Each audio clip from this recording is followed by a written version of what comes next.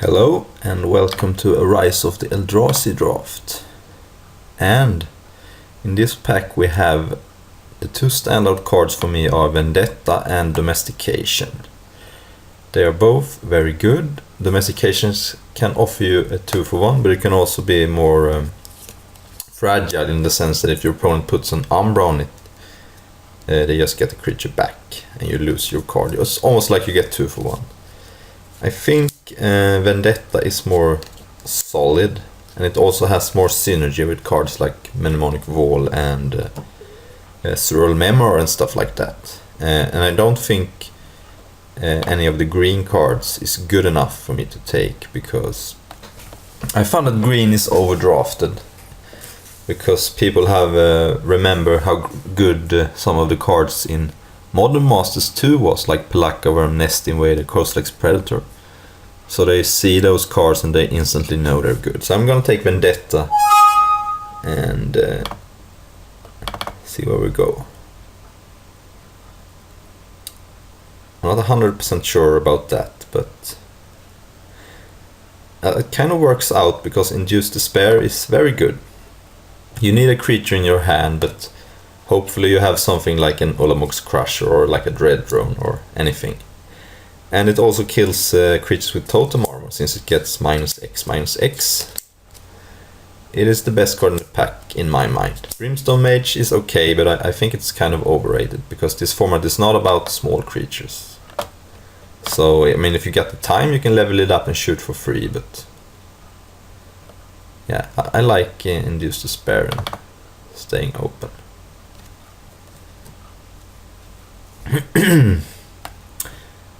So, I tend to avoid green, as I said. My favorite color combination is blue-black. So we did pass a Domestication, which we have to think about.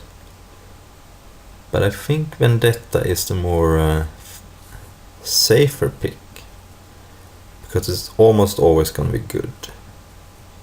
And it works better with some of the cards here. Okay, you can see Eldrazi Temple is rare this time, so we won't see as many of them. This is going to be a clear Corpse Hatch. The card is excellent. It can kill something on turn 5, and on turn 6 you can play like an Ulamog's Crusher. Also, 5 mana removal spell is decent enough in this format. It's kind of slow format. I would like to wheel Cadaver Imp. I hope people don't pick up on how good that card is. It's a pretty sweet card. You can easily get back something like Dread Drone when you trade it off. Deprive is also fine, and Guard Duty is also kind of a role player in some white decks. Some white-blue Flyers decks, but this is Corpse Hatch. And now I mean, Dread Drone is a fine card, but it's much better in green-black, where you can use the tokens, or red-black. So I have Rapacious one, which is a fine card, but as I said, I love blue-black control, and Narcolepsy is quite excellent. This is my 4th removal spell, but that's usually not a problem. You can find a finisher of some kind. So, and Rapacious one, while it's a good card, you can sometimes have a little bit of a trouble coming through with a 5/4 trample. I mean, if you have a lot of removal, it's easier, but I think just gonna pick removal spells until there is no more good ones to take. And I like Deprive. I think Venerated Teacher is excellent if I knew I was gonna pick up a lot of levelers. There is actually a blue-black leveler deck with Sulaport Enforcer and Null Champion. It's not as good as the white-blue one. And if I'm playing blue-black, I'd rather be some kind of control deck with a lot of Mnemonic Walls and Seagate Oracles and removal spells and some finishers. I think that you can usually beat the green decks pretty easily. Because the green decks is often about playing a big thing, and you have a lot of ways to deal with them.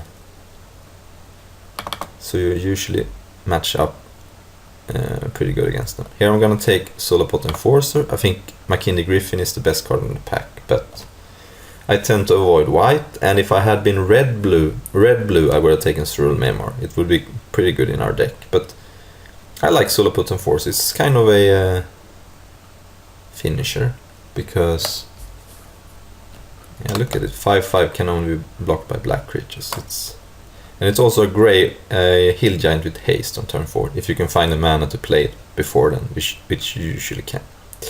So I'm gonna take the Enforcer. And here is nothing. If I was gonna play the Surreal Memory deck, I like to have a Fleeting Distraction, because it's super important to be able to get something back with Surreal Memory, and it's kind of card advantage. I could take Shrivel for the sideboard though. It's pretty good. I think it's gonna be easier to pick up Shrivel than Fleeting Distraction, so I think take Fleeting Distraction, and this is insanely good. Mnemonic Wall is fantastic in these kinds of decks because it's 2 for 1. Because the 0 for wall is often a card in this format, unlike in Teos. In triple Teos, for example, your Mnemonic Wall often could not block because your opponent had a big bestowed creature. That's not the case in this format. I have a lot of ways. I already have 2 ways to deal with Totem Armor, so Mnemonic Wall is excellent. And this card is unplayable. It was in the last pack too, but it's really bad. I think I'm gonna take Laybear. It's a fine card. I don't know if I'm gonna main deck it, but you can always play it if your opponent is slow. And someone, by the way, did pick up the Domestication. That's not very surprising. So, of all these cards, they're pretty bad. Glory Seeker is not very good. I think Naturalize could be annoying if I have Narcolepsy, so I'm gonna take that. And none of these cards scare me too much. I think I'm gonna take Hand of Emerald. I want my opponents to have a Sporecapped Spider in their deck. Perish the Thoughts is a fine sideboard card if you play against something like Kozilek or Ulamog, which you can have a hard time dealing with. So we're looking decent. The only pick I was unsure about was the Surreal Memoir. But I like this card. It's a finisher and it can do something on turn 4. Maybe if you combine this with some removal spells, you can just attack them. They play creatures, you deal with them, and you attack them with a 4/4. And eventually it's a 5/5. Okay, so we have this rare, which is very good, but there is also an Encryptologist. And apart from the Mnemonic Wall, we don't have any card advantage yet. And the Encryptologist is excellent with removal spells.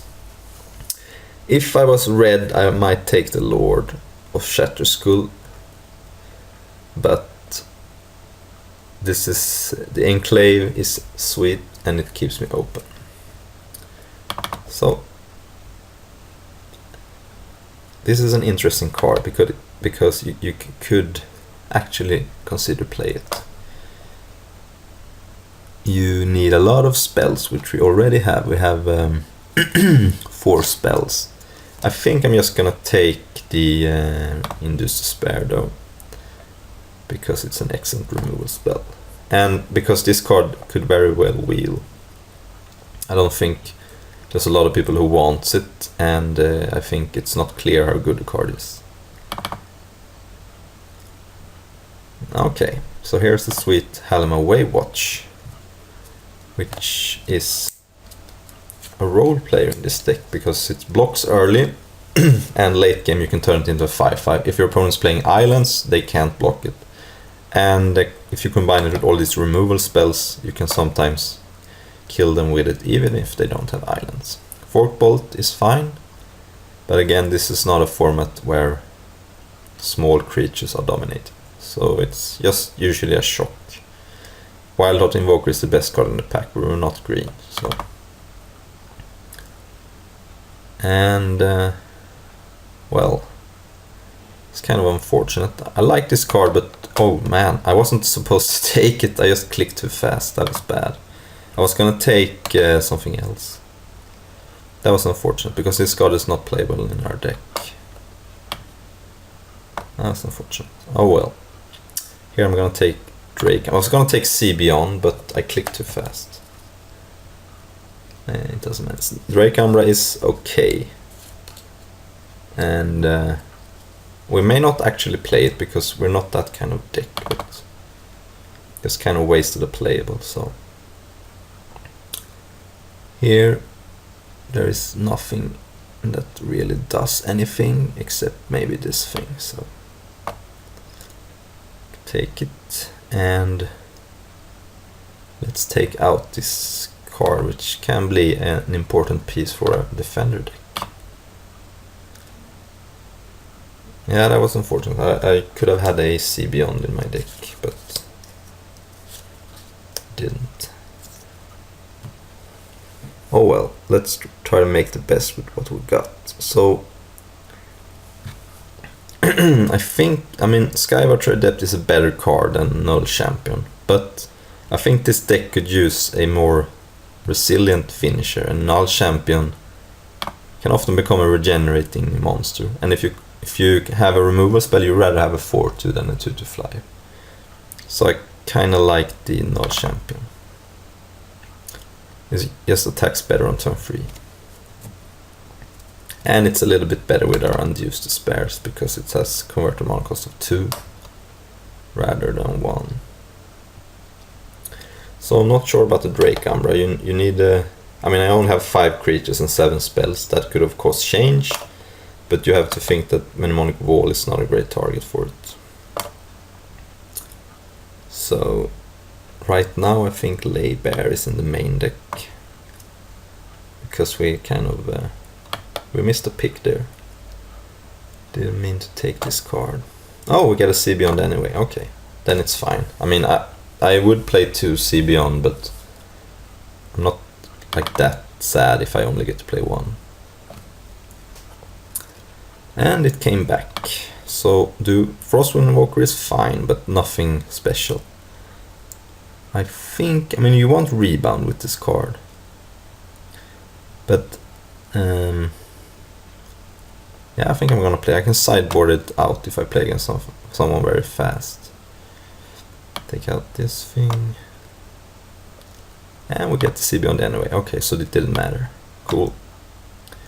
Everything is good with the world. So probably hoping to open Drana. You usually do if you're black. It's the best card in the set, basically. Just because black is a better color than white. Otherwise Gideon is pretty insane too. But it's actually easier to kill Drana than Gideon. But the black is a much better color than white. So. And sadly, we did open a Gelatinous Genesis, which is very good if you're green, but we're not. But we have a finisher in Artisan, and I think it's gonna be excellent in our deck. Either we cut this Bone Wand or we play both. It's gonna depend. But we have a lot of removal spells. We have 1, 2, 3, 4, 5 removal spells. So Artisan is excellent, and you can get back something like Mnemonic Wall, and that's insane.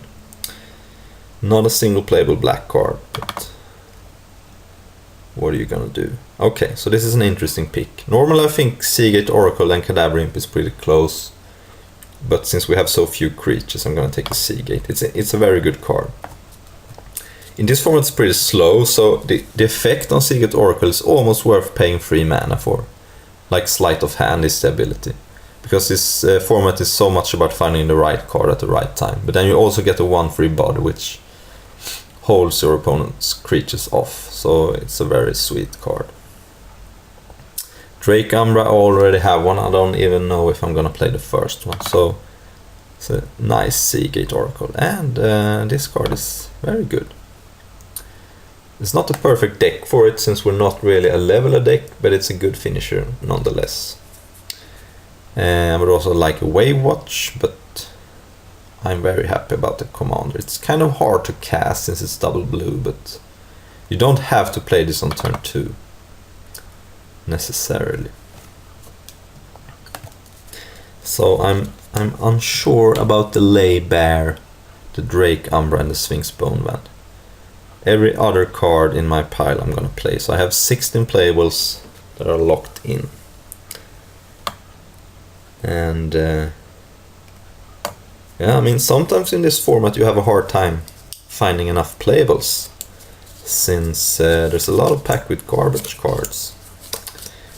Here I'm gonna take a flyer. It's either the Sky Scout or the Invoker. Like, the Invoker's ability for 8 mana is completely pointless in this deck. We don't need to. We have so few creatures and they don't really need to get. I'm gonna take the Sky Scout. It's sweet with some of our levelers. You can level up and then untap the land and get some value. And yeah, I mean, the Invoker is better with our Induced Spares, but we just picked up an Artisan, so I'm not that worried about it. So the Sky Scout is gonna be in the deck for sure. It's not insane, but it's a finisher and it gives you some mana, which you can do stuff. Or you can just give one of your creatures vigilance, if nothing else. And sometimes you cast like a Sea Beyond and you want to cast another spell that turn. And then the Sky Scout helps you. Because you can't use this card to cast, like if you have 5 lands you can't cast a 6 mana spell. But you can cast a 4 mana spell and a 2 mana spell in the same turn. Okay, this pack is not very good for me. So I'm gonna take just the best card, and that's a Stagger Shock, because I can easily kill a Dawn Glare Invoker. So I'm gonna cut the Stagger Shock. And as I said, sometimes your packs does not have any playables. And here's just another Stagger Shock, which makes me sad, but I'm gonna take the Crusher. And I think because I have 2 Induced Despairs, I'm gonna maybe play the Crusher instead of the Bone Wand. So I don't think I can play a 9, an 8 and a 7 without any ramp in my deck. I almost could, because I have so much removal, but I think the Crusher is gonna be better than the Bone Wand. Just gonna ask less of your hand and your deck. Oh, this is sweet. So Thought-Gorg is an interesting card, but it's very bad against blue decks because they can just either bounce it or put Narcolepsy on it. But Mnemonic Wall is fantastic. It's a creature for Induced Despair, and it gets back any of our cheap removal spells. So I'm insanely happy about it. I don't know what Heat Ray is doing there, and I don't know how many Invokers I have passed, but what are you gonna do? I get an insane card. I can't really complain too much. Here there are basically unplayable cards. I'm gonna take Leaf Arrow because it kills Sky Scout and potentially our commander. So I'm gonna take Leaf Arrow away. And really hoping to get some more playables, but because I would like to cut the Bone Wand. I guess I can take the 2-1 against a very aggressive deck. I don't care too much about an Umbra that gives +1/+1 because I have this Induced Despair and the Narcolepsy. So I guess I can take the Observer. And Shrivel, I guess. Fine sideboard card. Take out the... I don't care about Spawning Breath too much. I'm gonna take out the large creature. And I already have 1 Laybear, I don't want 2. I'm gonna take this card. Could be annoying if someone wants to steal my Eldrazi. So I guess this is fine. I don't know about some of the cards in my... Like, I have 11 creatures, but 2 of them are walls. I don't know about the Bone Wand. I think I'm gonna put in a Fleeting Distraction instead of something like either the Bone Wand. So I have 1, 2, 3, 4, 5, 6, 7, 8, 9 spells. I don't know. So also this card is potentially a sideboard card. If you play against someone who is ground based and super aggressive, you can just play this and lock the creatures down. But there is no way you can main deck this card, because if they play flyers you just lose if you play it. So it's an okay sideboard card, I guess. So I just don't think this card is good enough. You need a lot of rebound spells with it too, I think. So guess that goes out. And do I want to cut Drake Umbra for something like Fleeting Distraction? I mean, this card cycles, but it's kind of a problem to put too much air in your deck, like cards that doesn't do anything. So, I like most of the other stuff I have here. Like, I'm just a little concerned I'm gonna draw too many lands, but I think Fleeting Distraction is gonna be better than Drake Umbra. Like, Drake Umbra is not good in my deck. I have 2 walls, which I don't want to put them on. I have 2 Eldrazi, which I don't need to put Drake Umbra on. So that just leaves me with 1, 2, 3, 4, 5, 6 targets. 7. So I guess playing 2 Fleeting Distractions is fine. We can shuffle some lands away with Sebion, so, you know. And I have some excellent sideboard cards in Shrivel against the small Eldrazi spawn decks. I have Perish the Thought against a card with some unbeatable bomb. And I have Gravitational Shift against a deck with a lot of small ground creatures like red-black or something. Yes, I want to play this card, but maybe I should. So the first spell deals 1. That's not good enough. Then the second spell deals 2. I also have Mnemonic Walls to get him back, so I can get a lot of value. Yeah, maybe I should play it. It's kind of sweet. Maybe I want to cut like a Fleeting Distraction for Bonewind. Yeah. Yeah, I think I have. I also have 2 Sebion, so I could shuffle it away. That's a good reason, right? So I cut that and the bone one. The thing that pushed this card over the top for me was the fact that I realized I could get spells back with Mnemonic Wall. So let's see how the color situation is. Seems like 10-8 to me. I have a decent amount of double blue, so 10-8 seems fine, dude. That's gonna suggest something completely different as usual, though it didn't last time. So this is gonna be my deck, and I will see you round 1.